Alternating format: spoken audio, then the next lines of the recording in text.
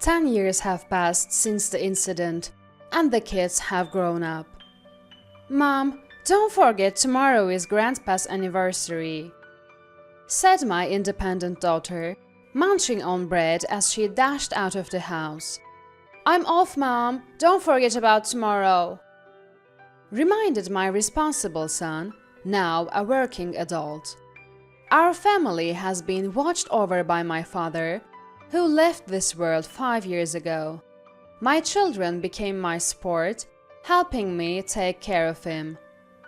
The conflict with Mary, caring for my father with dementia.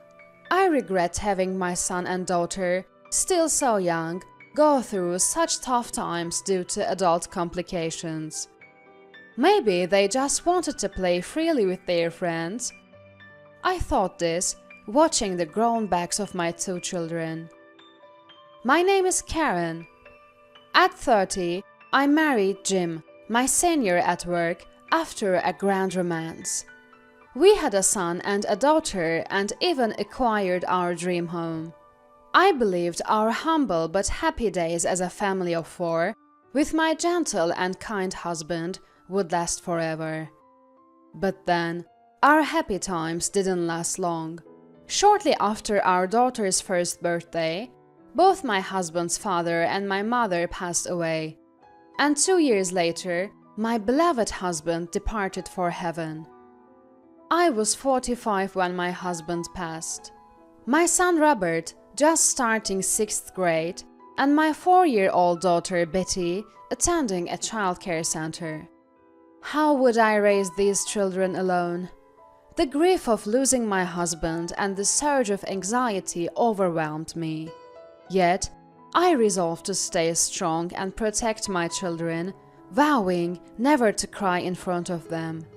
To this, Mary spoke heartlessly. "How can you look so calm after losing your husband? I pity the child who married such a heartless person. Since the beginning of our marriage, she took my precious son away." Mary despised me. But those were not the words for a widow who had just lost her beloved husband. When my father-in-law passed away, Mary, still in mourning, carelessly went on a vacation. "I can't cancel now." That was her excuse. Unbelievable. What a cold-hearted person. Then, after a while, I returned to my part-time job and received a phone call. "Karen, you've been through a lot." It was Ellie, living across from my parents' house. She occasionally checked on my father living alone since my mother's passing, and rushed over when my husband died. "Actually, I need to talk to you about your dad." "Huh?" The sudden change in Ellie's tone made me anxious about my father. Sensing my fear, she reassured me. "It's nothing serious. I know you're busy, Karen, but do visit Dad sometimes, and come to my place too." Ellie's voice returned to its usual brightness. Though she said it was nothing serious, I couldn't sleep at all that night, anxious. The next day, unable to shake off my worries, I entrusted my young daughter to my son and visited Ellie's house. "Could it be my father might have dementia?" said Ellie. My father's expressions and behavior resembled her father's when he had dementia. My 74-year-old father, retired but happily engaged in gardening and vegetable growing, laughed off my suggestion to live together after my mother's passing. "I'm not ready to be a burden yet." My father laughed. I couldn't accept Ellie's words, having seen my unchanged father at my husband's funeral. Considering how strong Dad was, it's understandable for Karen to be shocked. Even I thought it wouldn't happen to my parents. But Karen, it's a path everyone eventually takes. Saying so, she comforted me, gently petting my crying back. A few days later, accompanied by Ellie, I consulted the city office about my father. Following a medical examination, he was diagnosed with dementia. Of course, it was a shock. Yet, standing still and worrying won't change the fact that it's dementia. I must accept reality and move forward. Whether she knew how I felt or not, it's a 30-minute leisurely walk from here, a perfect walking route. Mary, who had walked from her house, intruded into ours uninvited. Then, in the kitchen, "What's the special dinner for tonight?" She rummaged around, making herself at home. "Ah, yes, I thought of making pizza, the kid's favorite." "How ordinary," she muttered, sitting down, watching me cook. Mary, it's getting dark outside." "Fine, I'll settle for pizza today." "What? She plans to eat and leave? What's the matter? Any complaints?" "No, not at all. Mary, living with her son-in-law and daughter-in-law since her husband passed, knew Jane worked full-time and often came home late. The kids are eating out today. Once in a while, we need to give the couple some time alone." Then Mary finished off the ordinary pizza I made. "I'm so full I can't move. Karen, can you drive me home?" "Sure." 2 days later, Mary showed up again. "What a charmless child. Wonder who he takes after," she remarked sarcastically. My son, never warming up to Mary, might have seen through her, having heard her badmouth me and my parents since he was young. Pretending not to hear her, he left the house. Recently, he has been talking less to me, maybe because of his age. After my father was diagnosed with dementia, I consulted my brother, who lived apart. But he was indifferent. "I can help with money, but I can't take care of him, so you handle it." That was his only response. I had no choice but to take care of him. "I don't want to move out of my house." My father stubbornly refused, but I somehow persuaded him to move in with me. One day, I received a call from Mary. "Karen, I hear you're living with your dad now." "Oh, I hadn't told anyone yet." "Yes, well informed, aren't you? You can live with Dad if you want, but remember, you're our daughter-in-law." "Yes." "You haven't done anything daughter-in-law-like till now, so you'll have to take care of me now." "Oh, but don't worry, just making dinner and delivering it to my house is enough. If I ever need caregiving, I'll ask my younger son's wife. I can't imagine what you'd do to me. Oh, scary." I couldn't say anything back and had to comply with Mary's demands. Then a new life began with the 4 of us, including my father. I thought I could manage as Dad would use day services on weekdays, and I only needed to care for him on evenings and weekends. But it was harder than I imagined. My part-time job, caring for the kids and Dad, plus delivering meals to Mary. It was more challenging than I thought. I woke up at 4 a.m. and didn't sleep until past midnight. As soon as I hit the bed, I fell asleep. Why do I have to go through all this alone? I can't trouble others. I chose this path myself. These thoughts drove me further into despair. And then an incident occurred. Late at night, everyone asleep, I returned from the shower to find... My father standing, head down, in front of the toilet. "What are you doing here?" He had peed in the hallway, not making it to the toilet in time. "Come on, why here? Even 4-year-old Betty can go by herself. You're so much trouble." I yelled at him, unable to understand his behavior as his symptoms worsened, and took out my frustration on him. Father looked down, apologetic. I changed his pants and put him back to bed. Why did I speak so harshly? Why? Tears wouldn't stop as I lay in bed. But I must have been exhausted because I fell asleep. Waking up in the middle of the night, I checked on my father. Oh, no way. He, who feared the dark and always slept with the table lamp on, was not in his bed. Maybe he's in the bathroom? No, he's not there. I searched the entire house, but he was nowhere to be found. Could it be? One window on the first floor was open. He must have gone outside. In a rush, I threw a jacket over my pajamas, grabbed my mobile phone and Dad's jacket, and headed for the door. Mom? Turning around to the voice, I saw my son, rubbing his sleepy eyes. Mom, Grandpa's sleeping in my room. Oh, really? Relieved by my son's words, I slumped to the floor, drained of strength. Peeking into my son's room, I saw Dad curled up small like a child, sleeping peacefully in my son's bed. I'm sorry, Dad. And my son, sharing the same blanket, quickly fell back asleep. The next day, right after coming back from school, my son approached me. Mom, Grandpa seems like he wanted to go back to his own house. Huh?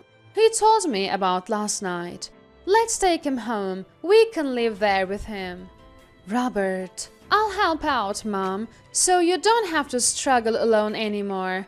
I'll take good care of Grandpa.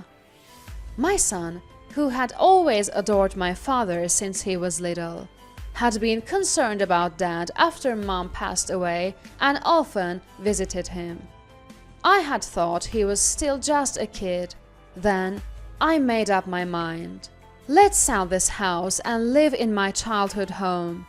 The decision was made quickly.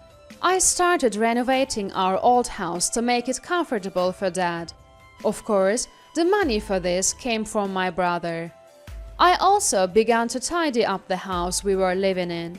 Karen, what do you think you're doing? Mary, having caught wind of the news, arrived in a car driven by my sister-in-law, Jane. But that's strange. How did Mary know? Jane wouldn't have told her. It must be this little one's doing. Looking at my daughter, she covered her mouth with both hands, looking flustered. No doubt. Mary must have bribed her with candy to get the information. Well, it can't be helped. She's only 4 after all. The fault lies with cunning Mary. Yes, I'm selling this house to live with Dad at my childhood home. Selling this house? What do you mean? That's the house my son built. How dare you sell it? So that's it. You plan to rebuild your childhood home with the money from selling this house, right? You think you can make a fortune now that you don't have to pay the mortgage since my son is gone. Mary rattled off. No, that's not it. My brother said he would cover all the costs. The money from selling the house will be used for my children's future. I believe my husband would have done the same if he were alive. He was that kind of kind-hearted person. I said firmly, leaving Mary unable to respond. She turned to Jane for help. Jane, you heard her, right? She's talking back to me, Mary, her mother-in-law. Called by Mary in a pleading voice, Jane said, Mary, I actually think Karen is admirable. Working alone while raising 2 kids is hard enough. And now she's also caring for Dad. Not many can do that. And how Karen uses the money from selling the house is none of your business. From now on, please take care of yourself without troubling Karen. Jane spoke up, not backing down from Mary. This seemed to make Mary concede, as if to say she had no other choice. Maybe Jane is right, she said, trying to laugh it off. Serves her right. I had anticipated this and had already discussed everything with Jane. Then Jane shared an interesting story. Mary living with her son-in-law's family, had been cooking dinner for them, coming home late from work. The food was so terrible, it made me dizzy. I never want to eat it again. Jane's expression when she said this was unforgettable. Apparently, Mary was never good at household chores, and her husband used to do the cooking. After that terrible meal, the son's family started eating separately from Mary. Karen, leave it to me. Jane promised to support my decision to live in my childhood home. Soon, the renovation was completed, and we moved in successfully. I felt sorry for my son, as the commute to school became longer, but he said, "It's totally fine," and began to talk to me more openly. With my son's help, I found more time and felt relieved after opening up to others about Dad's dementia. I naturally became kinder to Dad. While helping him get dressed as usual, "Thank you for always taking care of me." Dad bowed his head to me and smiled. It seems he thinks I am a helper taking care of him, forgetting I am his daughter. Of course, I felt sad, but it had been a long time since I saw Dad smiling like this. That was what mattered most to me.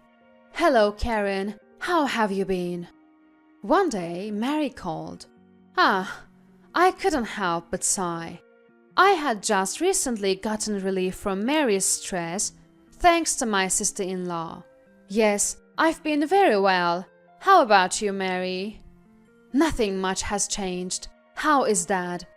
Is his forgetfulness getting worse?" "Eh? Why would Mary care about my father?" "Yes, he's doing well. It varies from day to day. He seems to remember things from the past, but not so much recently." "Is that so? Maybe I should pay him a visit sometime." "No, that would be troublesome." "No, that's not necessary. Your thoughts are more than enough." "Oh, just thoughts? Maybe I'll send some flowers then." "Huh? That's not what I meant. Sometimes conversations with Mary turn into such odd exchanges. Anyway, I'll come by tomorrow." Saying that, I hung up the phone. The next day, having a day off, I decided to visit Mary briefly. As I neared my in-laws' house, a neighbor signaled me to stop. "What's the matter?" "I heard about Dad, that he was dementia and you've moved back to your childhood home." "Yes? No doubt, Mary must have spread the word. But that's admirable of you. Some people would just put him in a facility. But you're doing great. It's not easy."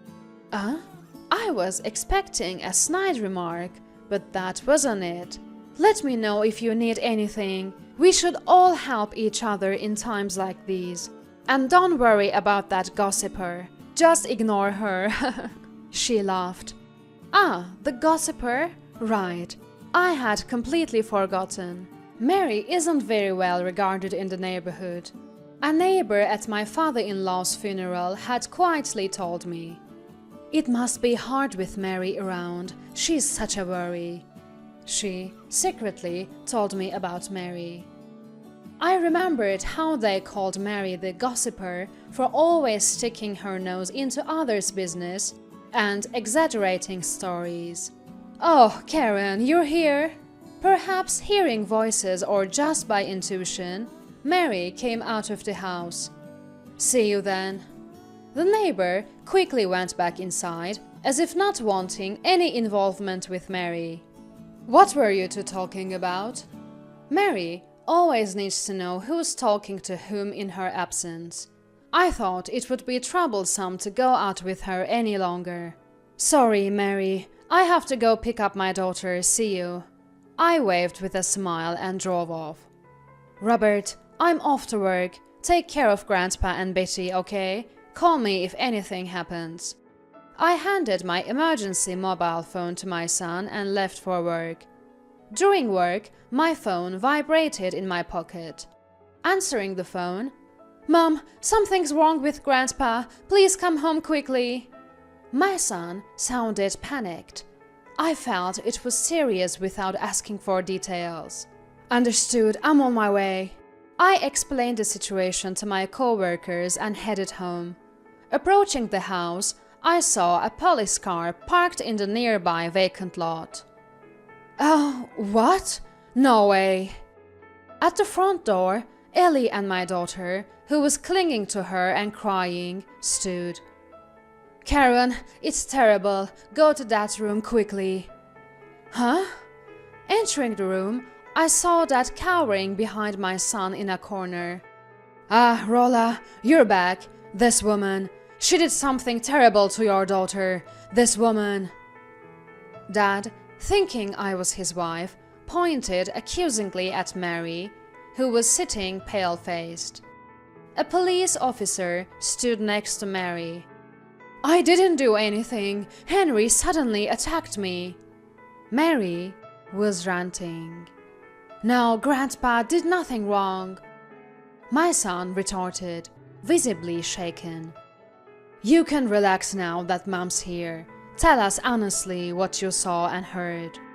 The officer encouraged my son to recount what happened from the time I left for work until the police arrived.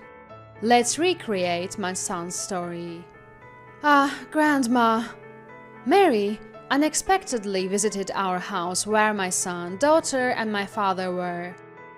Hello, Robert. Betty, long time no see. Have you been well? Yes. Oh, that's right. Betty, here's some pocket money. Go buy some sweets with your brother. I'll look after Grandpa. My daughter, taking the money from Mary, pulled her brother outside. Come on, big brother, let's hurry and buy some candy. Betty, I forgot something. Wait at Ellie's next door. Saying this, my son left his sister with Ellie and returned home. Peeking through the door gap, he saw, Hello, do you recognize me? I'm from the bank. Mary asked me to bring your banking card today. Mary tried to deceive my father, who had dementia, to open the safe. Initially, Dad listened silently, then suddenly, It's you! How dare you treat my daughter so badly? Dad lunged at Mary out of nowhere. No, help! This is bad. I must inform Mom. Having witnessed everything, my son contacted me and asked Ellie to call the police. This child is lying. He always disliked me. He is making up stories. Mary denied the accusations, calling my son a liar. The one lying is Grandma. Woo! Mary was visibly startled by my son's forcefulness. Old people should be respected, but if someone like Grandma constantly lies and is mean, no one will respect them. My son said this, looking straight at Mary. Finally, acknowledging defeat, Mary looked down, escorted out by the police. Later, Mary was taken to the police station, but wasn't charged. Why did she target that safe? Apparently, she had spent almost all of her inheritance from my father-in-law on hobbies and travels, leaving her with little money. That's why she targeted my father's safe, thinking he wouldn't remember due to his severe memory loss. How shallow! Though Mary wasn't charged, social repercussions followed. The news of Mary's police encounter spread quickly in the neighborhood. Once the spreader of rumors, Mary became the subject, eventually confined to her home, unable to move. Abandoned, even by her younger son's family, she likely faces her last days in a nursing home. Meanwhile, in our home, Robert, thank you. You saved Grandpa and said what I couldn't. I feel so relieved. I expressed my gratitude, and my son bashfully replied, I'll always protect you and Mom. I thought he was still just a child, but tears rolled down my cheeks unknowingly. Mom, are you crying? My daughter peered at my face. "It's okay to cry, Mom. If you hold it in, you'll get sick," she said, handing me a strawberry-patterned handkerchief from her pocket. Since my husband passed away, I had decided never to cry in front of my children. But I learned from them that it's okay to cry when you need to, and you don't always have to try so hard. 10 years have passed since then. Mary's dementia has progressed, and she no longer recognizes even her son's family.